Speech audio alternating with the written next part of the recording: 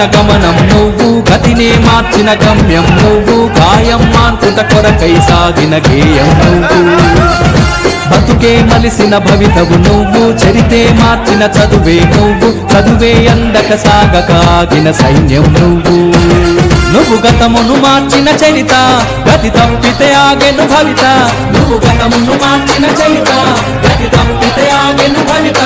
అభివృద్ధే చూడక నిలిసెను మన కథ. అన్నా బీసీ మన బతుకే దాసి, ఎన్నాళ్ళుందాము మనలో కలనే దాసి. అన్నా బీసీ మన బతుకే దాసి, ఎన్నాళ్ళుందాము అడుగులు వెనకే. తాతకు తగ్గ మనవుడు,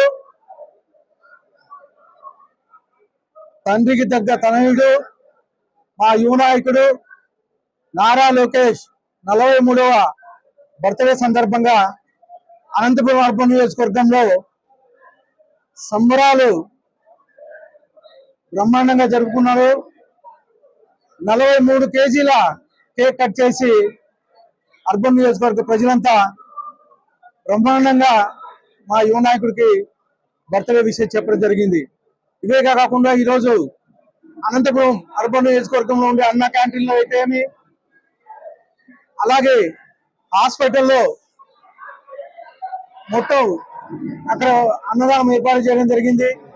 3 అన్న క్యాంటీన్లు ఉంటే 3 అన్న క్యాంటీన్లు కానీ ఈరోజు ఫ్రీగా భోజనం 3 పూట్ల ఏర్పాటు చేయడం జరిగింది. ఇవే కాకుండా ప్రతి క్లస్టర్లోను ప్రతి డివిజన్లోనూ కేక్ కటింగ్లు పెట్టి బ్రహ్మాండంగా ఈరోజు మా యువ నాయకుడు బర్త్డే జరుపుకోవడం జరిగింది. 43 ఏళ్లకే ప్రపంచ చరిత్రలో కనువిని